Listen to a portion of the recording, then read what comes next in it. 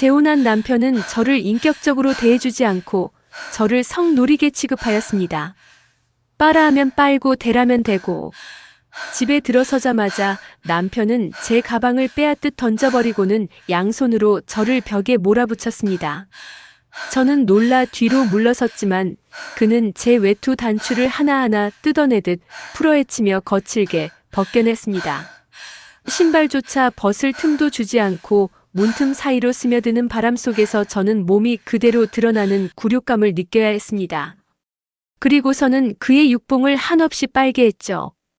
그 순간 이 집이 더 이상 제 안식처가 아니라 감옥이라는 사실을 절실히 깨달았습니다. 안녕하세요. 저는 서울 서초동에 사는 66세 이정민입니다. 오늘 저는 70대 재력가와 꿈같은 재혼을 했다가 그의 뒤틀린 욕망의 제물이 되어 처참하게 무너졌던 제 기막힌 사연을 들려드리고자 합니다. 이 이야기는 한 남자의 소름 끼치는 집착과 그 그늘에서 벗어나 제 인생의 주인이 되기까지의 처절한 기록입니다. 본격적인 이야기를 시작하기 전에 구독과 좋아요 한 번씩만 눌러주시면 제게 큰 힘이 됩니다. 그리고 제 사연에 공감이 되신다면 댓글로 숫자 2를 남겨주세요. 시작하겠습니다. 일부 장밋빛 황혼의 그림자. 62, 제 인생에 다시 봄이 올 줄은 꿈에도 몰랐습니다. 10여 년 전 남편과 사별하고 자식들도 모두 출가시킨 뒤 제게 남은 것은 텅 빈 집과 깊은 외로움뿐이었습니다. 그러던 제 앞에 최현우라는 남자가 나타났습니다. 이른이 넘은 나이에도 정정한 모습으로 큰 사업체를 운영하는 그는 세상 모든 것을 다 가진 사람처럼 여유가 넘쳤습니다. 그는 제 손을 잡고 다정하게 말했습니다. 정민 씨, 당신 같은 사람을 이제야 만나다니. 내 남은 인생의 복을 여기서 다 쓰나 봅니다. 그의 다정한 말 한마디 한마디는 제 메마른 마음에 단비처럼 스며들었습니다. 우리는 만난 지 반년 만에 서둘러 결혼식을 올렸습니다. 강남의 으리으리한 저택, 부족함 없는 생활, 그리고 꿀처럼 달콤한 남편의 사랑. 모든 것이 꿈만 같았습니다. 남편은 저를 정민아라고 부르며 아침 저녁으로 안아주고 입 맞춰주었습니다. 그의 손길은 서툴렀지만 뜨거웠고 저는 수십 년 만에 다시 여자가 된 기분이었습니다. 그는 제 귓가에 뜨거운 숨결을 불어넣으며 속삭였습니다. 정민아, 나는 당신 몸이 너무 좋아. 당신 살결, 당신 냄새 전부 다 나를 미치게 해. 처음에는 그런 그의 말이 사랑의 표현이라고 생각했습니다. 늙은 저를 여전히 여자로 봐주는 그가 고맙고 그런 그의 기대에 부응하고 싶었습니다. 하지만 시간이 지날수록 무언가 잘못되어 가고 있다는 것을 느끼기 시작했습니다. 그의 사랑은 요구에 더 가까웠습니다. 아침에 눈을 뜨면 제 잠옷 속으로 파고드는 그의 손길로 하루가 시작되었습니다. 제가 아침 식사를 준비하는 부엌에서도 그는 제 등 뒤에 바싹 다가와 허리를 감싸 안고 귓가에 뜨거운 숨을 불어넣었습니다. 제가 곤란한 목소리로 말하면 여보, 아침 준비해야 해요. 그는 어린아이처럼 투정을 부렸습니다. 밥이 중요해, 내가 중요해. 나는 지금 당신이 더 급한데. 그의 요구는 때와 장소를 가리지 않았습니다. 거실 소파에서, 서재 책상에서, 심지어 정원을 산책하다가도 그는 저를 원했습니다. 하루에 서너 번은 기본이었고 어떤 날은 5번을 넘기기도 했습니다. 이른이 넘은 나이라고는 믿기지 않는 정력이었지만 저는 점점 지쳐갔습니다. 사랑받는다는 기쁨보다 그의 욕구를 채워주어야 한다는 의무감이 더 커졌습니다. 제 몸은 그의 것이었고 저는 그의 욕망을 담는 그릇이 되어가는 기분이었습니다. 그러던 어느 날 저는 몸살 기운으로 온몸이 쑤시고 아파 꼼짝도 할 수가 없었습니다. 그날도 남편은 어김없이 제 옆에 누워 제 몸을 더듬기 시작했습니다. 저는 힘없는 목소리로 그를 밀어냈습니다. 여보, 나 오늘 너무 아파요. 제발 오늘은 그냥 좀 쉬게 해주세요. 순간 그의 표정이 싸늘하게 굳어졌습니다. 방금 전까지 저를 사랑스럽게 바라보던 그 다정한 눈빛은 온데간데 없었습니다. 그는 아무 말 없이 제게서 등을 돌리고 누웠습니다. 방 안에는 차가운 침묵만이 흘렀습니다. 저는 그의 서늘한 등에서 제가 상상했던 사랑과는 전혀 다른 차갑고 이기적인 욕망의 그림자를 보았습니다. 그날 밤 저는 처음으로 이 결혼이 잘못되었을지도 모른다는 두려움에 휩싸였습니다. 이부 괴물 같은 욕망의 진짜 모습. 남편의 서늘한 등을 바라보며 뜬 눈으로 밤을 지새운 다음 날 아침, 그는 언제 그랬냐는 듯이 다시 다정한 남편으로 돌아와 있었습니다. 정민아, 몸은 좀 어때? 내가 어젯밤에는 너무 내 생각만 했지? 미안해. 그의 사과에 제 마음은 눈 녹듯 녹아내렸습니다. 그래, 나를 너무 사랑해서 그런 걸 거야. 피곤하고 아픈 내 처지를 헤아리지 못한 내 잘못도 있어. 저는 그렇게 스스로를 위로하며 다시 그의 품에 안겼습니다. 하지만 그의 사랑은 변하지 않았습니다. 며칠 뒤 제 생일이었습니다. 남편은 최고급 레스토랑을 예약하고 다이아몬드 목걸이를 선물하며 제게 세상 가장 행복한 여자라는 착각을 심어주었습니다. 집으로 돌아오는 차 안에서 그는 제 손을 잡고 뜨거운 눈으로 말했습니다. 정민아, 오늘 당신 정말 아름다워. 집에 갈 때까지 못 참겠어. 그는 차를 한적한 강변에 세웠습니다. 그리고는 운전석과 조수석 사이의 경계를 넘어 제게 달려들었습니다. 제가 당황해서 그를 말렸지만 여보, 밖이에요. 누가 보면 어떡해요. 그는 제 목소리는 들리지 않는다는 듯 제 옷을 벗기기 시작했습니다. 좁은 차 안에서 저는 꼼짝없이 그의 욕망을 받아내야 했습니다. 창밖으로 지나가는 자동차 불빛이 비칠 때마다 저는 수치심에 온몸이 떨렸습니다. 그날 저는 깨달았습니다. 이것은 사랑이 아니라는 것을. 이것은 그저 자신의 욕구를 채우기 위한 폭력적인 행위에 불과하다는 것을. 그날 이후 저는 남편을 피하기 시작했습니다. 그는 제게 다가왔지만 저는 몸이 아프다는 핑계로, 피곤하다는 핑계로 그를 밀어냈습니다. 거절이 반복되자 그의 얼굴에서 미소가 사라졌습니다. 다정했던 목소리는 날카로워졌고 집안에는 다시 냉기가 흐르기 시작했습니다. 결정적인 사건은 그로부터 며칠 뒤에 일어났습니다. 그날도 저는 그의 요구를 거절했습니다. 그는 더 이상 화를 내거나 투정을 부리지 않았습니다. 대신 제게 소름 끼치는 한마디를 던졌습니다. 그래. 그럼 당신은 거기 가만히 누워 있어. 보기나 해. 그는 제 옆에 누워 제 시선은 아랑곳하지 않고 스스로 자신의 욕구를 해결하기 시작했습니다. 저는 제 눈앞에서 벌어지는 광경을 믿을 수가 없었습니다. 수치심과 혐오감에 온몸이 떨렸습니다. 눈을 감아버리고 싶었지만 그럴 수조차 없었습니다. 그는 제게서 눈을 떼지 않은 채 짐승 같은 신음을 흘렸습니다. 그 순간 저는 깨끗하게 알 수 있었습니다. 이 남자는 저를 사랑하는 것이 아니었습니다. 저는 그저 그의 더러운 욕망을 자극하는 도구에 불과했습니다. 그 일이 있은 후 저는 남편과 한 침대를 쓸 수가 없었습니다. 저는 손님방으로 건너가 문을 잠그고 잠을 잤습니다. 남편은 더 이상 저를 찾지 않았습니다. 대신 그는 매일 밤 옆방으로 들어가 문을 잠갔습니다. 그리고 문틈으로 그날 밤에 그 끔찍한 소리가 새어나왔습니다. 저는 매일 밤 그 소리를 들으며 지옥 같은 시간을 보내야 했습니다. 이 집안에는 저 말고도 이 모든 것을 지켜보는 사람이 또 있었습니다. 남편의 차를 모는 박 기사님이었습니다. 수십 년간 남편의 곁을 지켜온 그는 늘 말없이 저를 안타까운 눈으로 바라보곤 했습니다. 어느 날 제가 넋이 나간 사람처럼 정원에 앉아 있는데 박 기사님이 조용히 제게 다가와 물었습니다. 사모님 괜찮으십니까? 저는 아무 대답도 할 수 없었습니다. 박 기사님은 잠시 망설이다 낮은 목소리로 입을 열었습니다. 제가 드릴 말씀이 있습니다. 돌아가신 전 사모님에 대한 이야기입니다.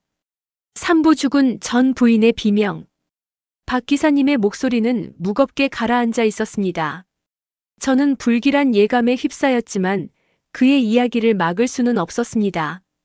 전 사모님 참 고운 분이셨습니다. 하지만 평생을 그림자처럼 살다 가셨지요. 박 기사님의 입에서 나온 이야기는 충격적이었습니다.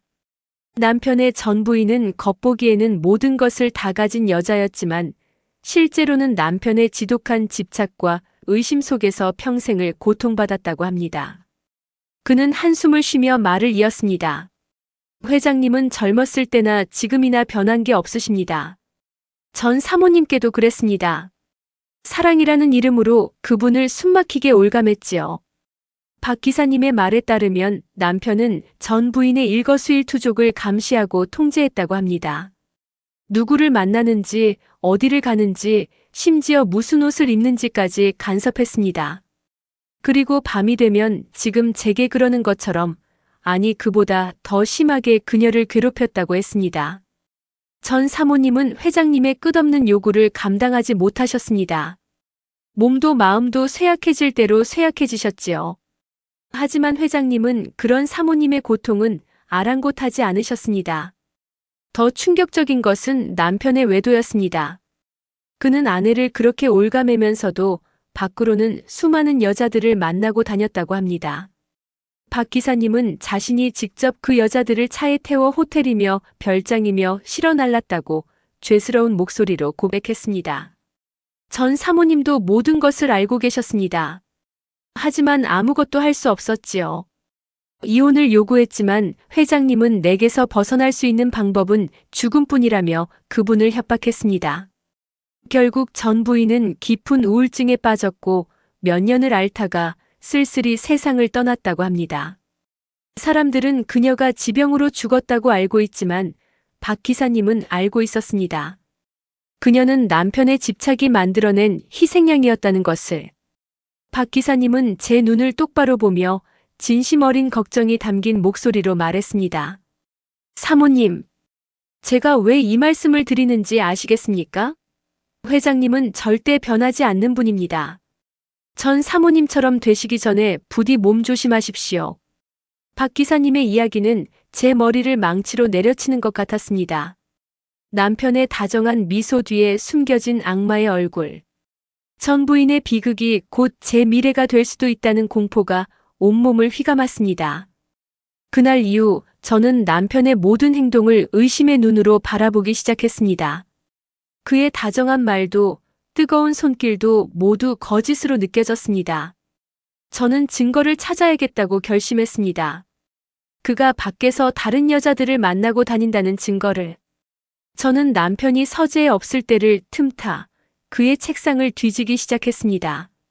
서랍을 열고 서류 뭉치를 들춰보았지만 특별한 것은 발견할 수 없었습니다. 포기하고 돌아서려던 순간 책상 밑 깊숙한 곳에 놓인 작은 금고가 눈에 들어왔습니다. 비밀번호로 잠겨 있었습니다. 저는 혹시나 하는 마음에 남편이 늘 입버릇처럼 말하던 숫자를 눌러보았습니다. 우리의 결혼 기념일. 철컥하는 소리와 함께 금고 문이 열렸습니다. 제 심장이 세차게 뛰기 시작했습니다. 금고 안에는 제가 상상했던 것 이상의 끔찍한 비밀이 숨겨져 있었습니다. 사부빨간 속옷의 진실. 금고 안에는 여러 개의 작은 상자들이 들어 있었습니다. 저는 떨리는 손으로 그중 하나를 열었습니다. 그 안에는 여자들의 것으로 보이는 머리카락 몇 올과 작은 사진 한 장이 들어 있었습니다. 사진 속에는 낯선 여자가 야한 속옷 차림으로 침대에 누워 있었습니다. 사진 뒷면에는 날짜와 함께 여자의 이름이 적혀 있었습니다. 저는 다른 상자들도 열어보았습니다. 모든 상자 안에는 똑같이 머리카락과 사진이 들어 있었습니다. 여자의 얼굴과 이름만 다를 뿐이었습니다. 마치 전쟁에서 이긴 장수가 적의 목을 베어오듯 남편은 그동안 만났던 여자들의 흔적을 이렇게 모아왔던 것입니다. 저는 구역질이 나서 입을 틀어막았습니다. 사랑이라고 믿었던 모든 것이 이토록 더럽고 추악한 욕망 덩어리였다니. 저는 금고 안에 있던 상자들을 모두 쏟아냈습니다. 그러자 상자들 밑에 깔려있던 낡은 사진첩 하나가 눈에 들어왔습니다. 사진첩을 펼쳐보는 순간 저는 숨을 멈췄습니다. 그 안에는 젊은 시절의 남편과 그의 죽은 전 부인의 사진들이 가득했습니다. 그런데 사진 속 전 부인의 모습이 어딘가 이상했습니다. 모든 사진에서 그녀는 똑같은 옷, 똑같은 표정을 하고 있었습니다. 마치 마네킹처럼. 그리고 사진마다 남편의 필체로 날짜와 함께 기이한 메모가 적혀 있었습니다. 오늘의 정복. 완벽한 순종. 나의 인형. 나의 소유물. 소름이 끼쳤습니다. 남편은 전 부인을 사랑한 것이 아니었습니다. 그는 그녀를 자신의 소유물로 욕망을 채우는 인형으로 생각했던 것입니다. 금고 안의 다른 여자들도 마찬가지였을 겁니다. 저는 더 이상 이 집에서 단 하루도 살 수 없다고 생각했습니다. 하지만 박 기사님의 말처럼 그는 저를 쉽게 놓아주지 않을 것이었습니다. 저 역시 전 부인처럼 이 지옥 같은 집에서 서서히 죽어가게 될지도 모릅니다. 며칠 뒤 남편은 지방 출장을 가게 되었습니다. 박 기사님이 운전하는 차를 타고 가는 그의 뒷모습을 보며 저는 이것이 기회일지도 모른다고 생각했습니다. 하지만 제가 미처 행동에 나서기도 전에 결정적인 증거가 제 손에 들어왔습니다. 그날 오후 박 기사님이 잠시 차를 정비하기 위해 저택으로 돌아왔습니다. 그는 제게 다가와 무언가 망설이는 듯 하더니 작은 물건 하나를 제게 건넸습니다. 그의 목소리는 죄스러움으로 가득 차 있었습니다. 사모님, 이걸 차 뒷좌석 시트 밑에서 발견했습니다. 그것은 새빨간색의 여자 속옷이었습니다. 레이스로 화려하게 장식된 누가 봐도 제 취향과는 거리가 먼 값싸고 천박해 보이는 속옷이었습니다. 저는 그 속옷을 받아드는 순간 모든 것을 직감했습니다. 박 기사님은 고개를 숙이며 덧붙였습니다. 오늘 아침에 출장 가시기 전에 모든 것이 명백해졌습니다. 남편은 출장을 가는 그 짧은 시간조차 참지 못하고 다른 여자를 차에 태워 욕정을 풀었던 것입니다. 제가 매일 앉는 바로 그 자리에 제 손에 들린 빨간 속옷이 마치 저를 비웃는 것 같았습니다. 그동안 제가 이 집에서 어떤 존재였는지를 이 천박한 속옷 한 장이 모든 것을 말해주고 있었습니다. 저는 더 이상 눈물을 흘리지 않았습니다. 대신 제 안에서 차가운 분노가 끓어오르기 시작했습니다. 그날 밤 저는 남편의 서재로 들어갔습니다. 그리고 금고 안에 있던 모든 상자들과 사진첩을 꺼내 제 방으로 가져왔습니다. 그리고 남편이 돌아오기만을 기다렸습니다. 며칠 뒤 출장에서 돌아온 남편은 아무것도 모른 채 평소처럼 제게 다가와 허리를 감싸 안았습니다. 우리 정민이, 내가 얼마나 보고 싶었는지 알아? 저는 그의 손을 차갑게 뿌리쳤습니다. 그리고 제 손에 들고 있던 빨간 속옷을 그의 얼굴에 던졌습니다. 이게 뭔지 설명 좀 해보시죠, 여보. 오부 허무한 이별, 그리고 홀로 서기. 제 손에서 날아간 빨간 속옷은 남편의 얼굴에 맞고 바닥으로 툭 떨어졌습니다. 남편의 얼굴에서 순간 당황한 기색이 스쳤지만 그는 이내 태연한 표정을 지으며 말했습니다. 이게 뭐지? 웬 쓰레기가 집안에 다 있네. 그는 아무렇지 않게 속옷을 발로 툭 차며 저를 지나쳐 소파로 걸어갔습니다. 그의 뻔뻔한 태도에 저는 기가 막혀 말이 나오지 않았습니다. 제 날카로운 목소리에 남편은 그제야 저를 돌아보았습니다. 그의 눈에는 더 이상 다정한 미소 따위는 없었습니다. 차갑고 냉정한 사업가의 눈빛만이 번뜩이고 있었습니다. 쓰레기요? 당신이 다른 여자랑 놀아난 증거가 당신 눈에는 쓰레기로 보이나요? 그는 어깨를 으쓱하며 대꾸했습니다. 그래서 어쨌다는 거지? 저는 그동안 제가 모아온 증거들을 거실 테이블 위에 모두 쏟아부었습니다. 금고 안에 있던 수많은 여자들의 사진과 머리카락, 그리고 전 부인의 소름 끼치는 사진첩까지. 어쨌다는 거냐고요? 당신 나를 사랑하긴 했어요? 아니, 당신은 사랑이라는 걸 할 줄 아는 사람이긴 해요. 이게 당신이 말하는 사랑인가요? 사람을 물건처럼 수집하고 인형처럼 가지고 노는 게. 테이블 위에 널브러진 증거들을 보고도 남편의 표정에는 아무런 변화가 없었습니다. 그는 마치 제3자의 일을 구경이라도 하듯 무심한 표정으로 사진들을 내려다볼 뿐이었습니다. 그의 입에서 나온 말은 제 가슴에 비수처럼 꽂혔습니다. 그래서 원하는 게 얼마야? 위자료. 이 남자는 끝까지 자신의 잘못을 인정하지 않았습니다. 그는 모든 것을 돈으로 해결할 수 있다고 믿는 사람이었습니다. 저는 마지막 남은 힘을 다해 떨리는 목소리로 말했습니다. 이혼해요, 우리. 그 말을 뱉는 순간 지난 2년간의 시간이 주마등처럼 스쳐 지나갔습니다. 꿈 같았던 재혼, 지옥 같았던 집착, 그리고 처참하게 부서져 버린 제 자신. 눈물이 쏟아질 것 같았지만 저는 이를 악물고 참았습니다. 이 남자 앞에서 더 이상 약한 모습을 보이고 싶지 않았습니다. 제 이혼 요구에 남편은 잠시 침묵했습니다. 저는 그가 저를 붙잡고 애원하거나 혹은 협박이라도 할 것이라고 예상했습니다. 하지만 그의 반응은 제 예상을 완전히 빗나갔습니다. 그는 아주 담담한 목소리로 대답했습니다. 그래, 그렇게 하지. 너무나도 쉬운 동의였습니다. 그는 저를 붙잡지 않았습니다. 사랑하지도 않았으니 미련도 없는 것이 당연했습니다.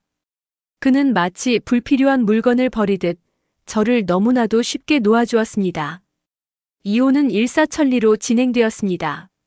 남편은 제게 위자료로 상당한 액수의 재산과 평생 먹고 살 수 있을 만큼의 생활비를 약속했습니다. 그것이 그가 제게 해줄 수 있는 유일한 것이자 마지막 배려였습니다. 결혼 생활 2년 만에 저는 다시 혼자가 되었습니다. 으리으리했던 저택을 나와 저는 작은 원룸 하나를 얻었습니다. 텅 빈 방 안에 홀로 앉아 있으니 모든 것이 허무했지만 동시에 지옥에서 풀려난 듯한 이상한 해방감이 들었습니다. 64 모든 것을 새로 시작하기에는 너무 늦은 나이라고 생각했습니다. 처음에는 막막했고 앞으로 어떻게 살아가야 할지 두려웠습니다. 하지만 저는 더 이상 과거에 얽매여 주저앉아 있고 싶지 않았습니다. 저는 젊은 시절 잠시 일했던 보험 설계사 일을 다시 시작하기로 마음먹었습니다. 낡은 이력서를 들고 몇 군데의 문을 두드렸지만 제 나이를 보고는 모두들 난색을 표했습니다. 그러다 한 젊은 지점장님이 제 경력을 보고는 저를 믿고 한번 기회를 주었습니다. 오랜만에 다시 시작한 일은 생각보다 힘들었습니다. 하지만 저는 포기하지 않았습니다. 하루에도 수십 통의 전화를 돌리고 수십 명의 사람들을 만났습니다. 거절당하기 일쑤였지만 저는 웃음을 잃지 않았습니다. 제 손으로 직접 돈을 벌고 제 힘으로 살아간다는 성취감은 그 어떤 다이아몬드 목걸이보다 더 값지고 소중했습니다. 그러던 어느 날 저는 우연히 한 단체를 알게 되었습니다. 저처럼 이혼이나 사별의 아픔을 겪은 여성들이 법적으로나 경제적으로 어려움을 겪는 다른 사람들을 돕는 봉사단체였습니다. 저는 망설임 없이 그곳을 찾아갔습니다. 그리고 그곳에서 저는 제 남은 인생을 바칠 새로운 삶의 의미를 발견하게 되었습니다. 육부 과거의 그림자, 그리고 새로운 인연. 봉사단체에서의 삶은 제게 새로운 세상을 열어주었습니다. 저는 그곳에서 저와 비슷한 상처를 가진 사람들을 만나 서로를 위로하고 법의 보호를 받지 못하는 여성들을 위해 발벗고 나섰습니다. 남편에게서 받은 위자료의 상당 부분은 이 단체를 후원하는 데 사용했습니다. 돈으로 받은 상처를 돈으로 다른 사람을 도우며 치유하고 싶었습니다. 그러던 중 저는 그곳에서 강태준이라는 남자를 만났습니다. 그는 변호사였는데 아내의 폭력에 시달리다 이혼한 아픔을 가진 사람이었습니다. 그는 자신의 경험을 바탕으로 가정폭력 피해자들을 위한 무료 법률 상담을 해주고 있었습니다. 그는 저보다 대여섯 살 아래였지만 깊은 눈과 차분한 목소리에서 나이보다 더 깊은 속을 가진 사람처럼 느껴졌습니다. 우리는 자연스럽게 함께 일하는 시간이 많아졌고 서로의 아픔을 공유하며 가까워졌습니다. 어느 날 늦게까지 함께 서류 작업을 하던 날이었습니다. 제가 피곤한 기색을 보이자 그가 따뜻한 커피를 한 잔 타주며 조심스럽게 물었습니다.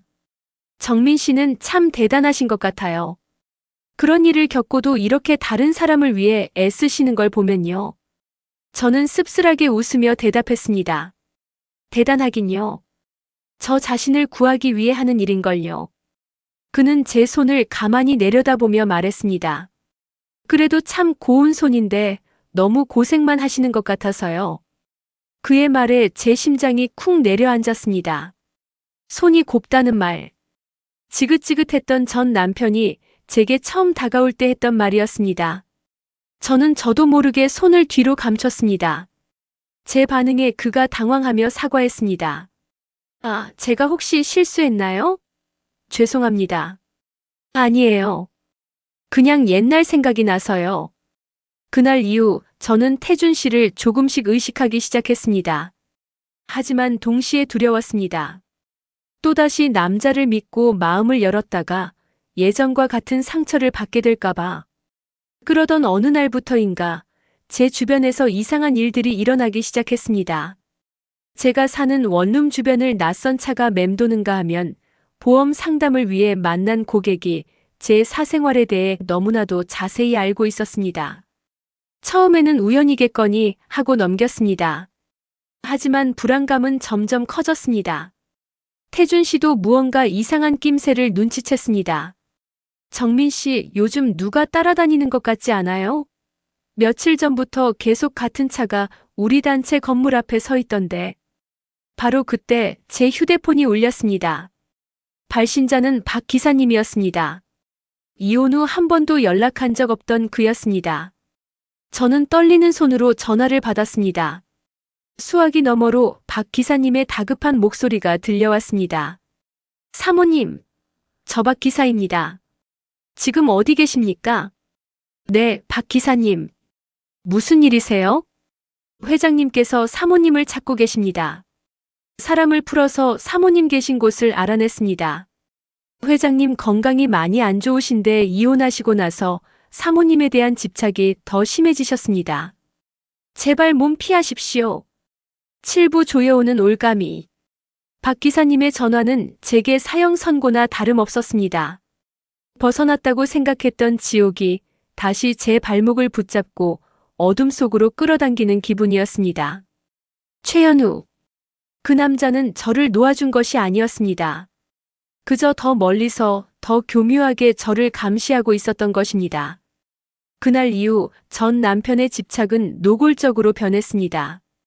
제 원룸으로 매일같이 값비싼 선물들이 배달되었습니다. 제가 좋아했던 명품 가방, 보석, 그리고 현금 다발까지. 저는 그 모든 것을 그대로 반송했지만 그는 멈추지 않았습니다. 정민아, 내가 잘못했다. 제발 돌아와줘. 내가 없는 이 집은 지옥이야. 너는 내 거야. 내 허락 없이는 절대 행복해질 수 없어. 그의 문자 메시지는 애원에서 시작해 점점 협박으로 변해갔습니다. 저는 두려움에 밤잠을 설쳤습니다. 이 모든 상황을 옆에서 지켜보던 태준 씨는 제게 말했습니다. 정민 씨, 더 이상 혼자 감당하려고 하지 마세요. 이건 명백한 스토킹 범죄입니다. 제가 도와드릴게요. 경찰에 신고하고 접근 금지 명령을 신청해야 합니다. 그의 말은 옳았지만 저는 망설여졌습니다. 최현우라는 남자가 가진 돈과 권력을 저는 너무나도 잘 알고 있었습니다. 경찰에 신고한다고 해서 그가 순순히 물러날 사람이 아니었습니다. 오히려 그를 더 자극하게 될지도 모릅니다. 제 불안은 현실이 되었습니다. 며칠 뒤 태준 씨의 변호사 사무실에 괴한들이 들이닥쳤습니다. 그들은 사무실을 엉망으로 부수고 태준 씨를 폭행했습니다. 그리고는 경고의 말을 남기고 사라졌습니다. 이정민 씨한테서 떨어져. 그 여자는 회장님 거야. 한 번만 더 그 여자 주변에서 얼쩡거리면 그때는 팔다리 하나 부러지는 걸로 안 끝날 줄 알아. 병원에 입원한 태준 씨의 모습을 보는 순간 저는 무너져 내렸습니다. 저 때문에 아무 상관도 없는 사람이 다쳤습니다. 최현우는 제게서 가장 소중한 것을 빼앗는 방법으로 저를 다시 올가매려 하고 있었습니다. 저는 태준 씨의 병실에 앉아 오랫동안 울었습니다. 태준 씨는 퉁퉁 부은 얼굴로 오히려 저를 위로했습니다. 울지 마세요, 정민 씨. 이건 정민 씨 잘못이 아니에요. 저 괜찮아요. 그러니까 더 이상 약해지지 마세요. 그 사람한테 지면 안 되잖아요. 그의 말에 저는 정신이 번쩍 들었습니다. 그렇습니다. 여기서 무너지면 저는 평생 최연우의 그림자 속에서 살아가야 할 것입니다. 전 부인처럼. 저는 더 이상 도망치지 않기로 결심했습니다. 이 지긋지긋한 악연을 제 손으로 직접 끊어내야만 했습니다. 저는 박 기사님에게 전화를 걸었습니다. 박 기사님, 저예요. 회장님 좀 만나야겠어요. 제가 직접 찾아뵙겠다고 전해주세요. 수화기 너머로 박 기사님의 놀란 목소리가 들렸습니다. 사모님, 안 됩니다. 지금 회장님 제정신이 아니십니다. 위험합니다. 저는 단호하게 말했습니다. 괜찮아요. 이제 더 이상 두렵지 않아요. 제가 끝내야 할 일이에요. 저는 결심을 굳혔습니다. 그리고 며칠 뒤 저는 2년 만에 그 지옥 같았던 저택의 문을 다시 열고 들어섰습니다. 팔부 괴물의 눈물. 2년 만에 다시 찾은 저택은 변한 것이 없었지만 집의 주인은 완전히 다른 사람이 되어 있었습니다. 거실 소파에 앉아 저를 기다리고 있던 최연우는 제가 알던 그 정정하던 모습이 아니었습니다. 그는 휠체어에 의지한 채 앙상하게 마른 모습으로 앉아 있었습니다. 하지만 저를 바라보는 그의 눈빛만은 여전히 섬뜩한 집착으로 이글거리고 있었습니다. 그의 목소리는 쇠약했지만 그 안에 담긴 소유욕은 여전했습니다. 왔구나, 정민아. 내가 너를 얼마나 기다렸는데. 저는 그의 앞에 똑바로 서서 흔들림 없는 목소리로 말했습니다. 이제 그만하세요. 당신이 이러면 이럴수록 당신만 더 비참해질 뿐이에요. 제 말에 그의 얼굴이 일그러졌습니다. 비참해? 내가? 이 최연우가? 너 하나 때문에? 웃기지 마. 너는 내 거야. 내가 죽기 전까지는, 아니 죽어서도 너는 내 거야. 그는 광기 어린 목소리로 소리치다 거친 기침을 토해냈습니다. 박 기사님이 달려와 그의 등을 두드려 주었습니다. 잠시 후 기침을 멈춘 그는 가쁜 숨을 몰아쉬며 저를 노려보았습니다. 저는 그의 눈을 피하지 않고 차분하게 물었습니다. 도대체 왜 저한테 이러시는 거예요? 당신이 원하는 건 제 몸뿐이었잖아요. 세상에 젊고 예쁜 여자는 널렸는데 왜 하필 저예요? 왜 저를 이렇게까지 괴롭히는 거죠? 제 질문에 그는 잠시 침묵했습니다. 그리고는 갑자기 아이처럼 웃기 시작했습니다. 그 웃음소리는 너무나도 기괴하고 슬프게 들렸습니다. 한참을 웃던 그는 눈물을 흘리며 입을 열었습니다.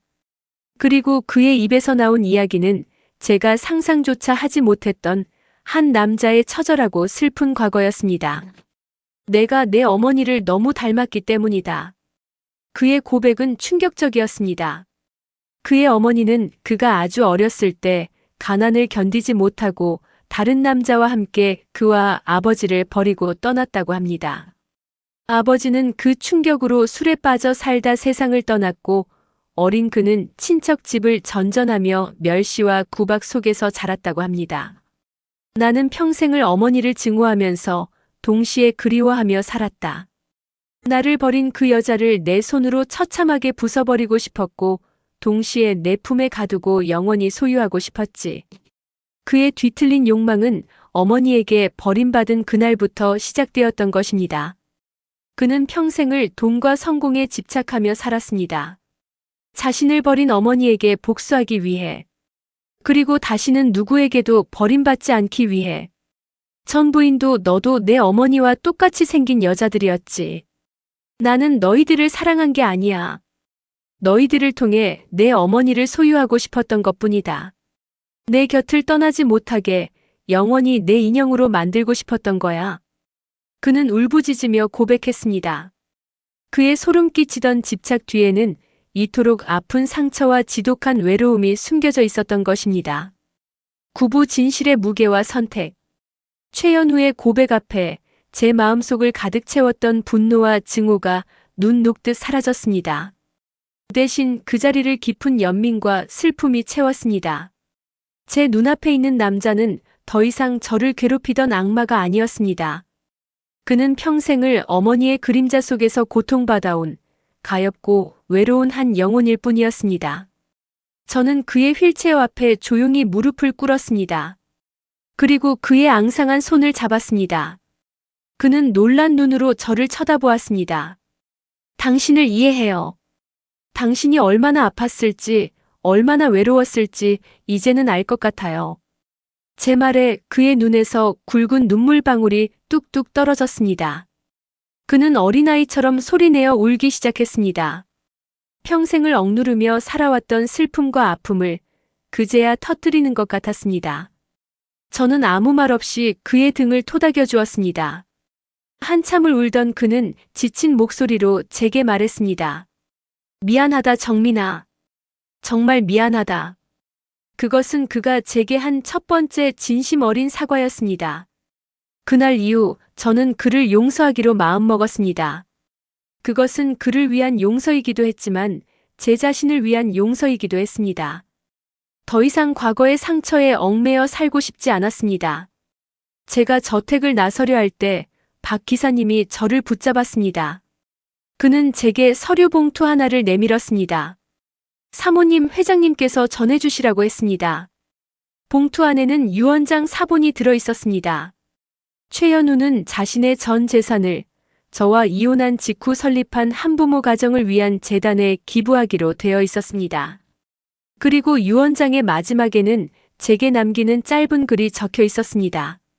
나 같은 놈 때문에 상처받았을 세상의 모든 정민이들에게 아주 조금이나마 속죄하고 싶소.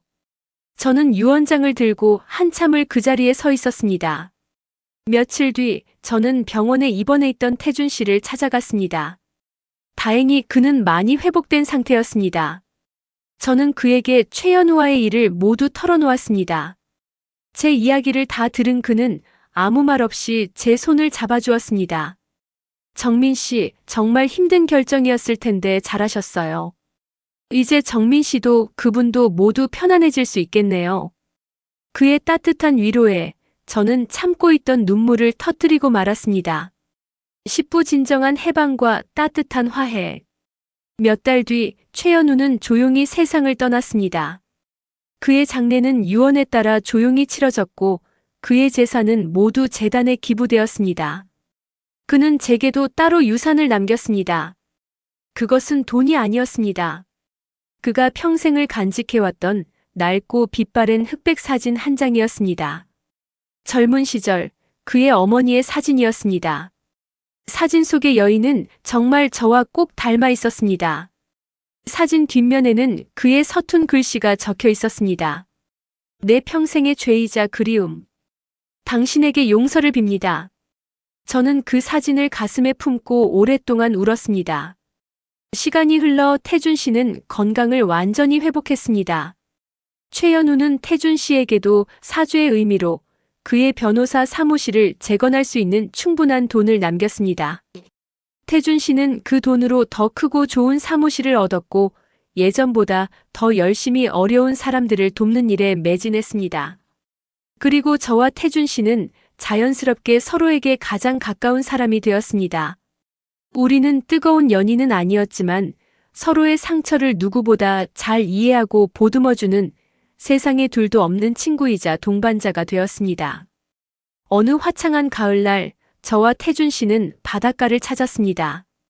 부서지는 파도를 바라보며 저는 제 인생을 되돌아보았습니다. 지독한 외로움, 꿈 같았던 재혼, 지옥 같았던 집착, 그리고 기적 같은 용서. 그 모든 시간들이 파노라마처럼 스쳐 지나갔습니다. 저는 더 이상 과거의 상처에 아파하지 않습니다. 66, 제 인생은 이제부터가 진짜 시작이라고 생각합니다. 사랑이라는 이름으로 포장된 집착은 제게 불행을 안겨주었지만 그 지옥 같았던 시간을 견뎌낸 끝에 저는 비로소 진정한 행복이 무엇인지를 깨닫게 되었습니다. 그것은 다른 누군가에게 의지하는 것이 아니라 온전히 내 두 발로 서서 나 자신을 사랑하고 다른 사람의 아픔을 보듬는 것에서 온다는 것을. 태준 씨가 제 손을 따뜻하게 잡아주었습니다.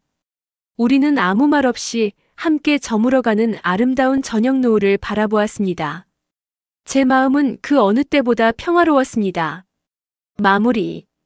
제 기구하고 파란만장했던 이야기 어떻게 들으셨나요? 어쩌면 여러분 중에도 사랑이라는 이름 아래 보이지 않는 상처를 안고 살아가시는 분들이 계실지도 모르겠습니다. 제 이야기가 그런 분들에게 작은 위로와 용기가 되었으면 좋겠습니다. 인생은 예순이 넘어도 일흔이 넘어도 끝나지 않는다는 것을, 언제든 다시 시작할 수 있다는 것을 저는 제 삶을 통해 깨달았습니다.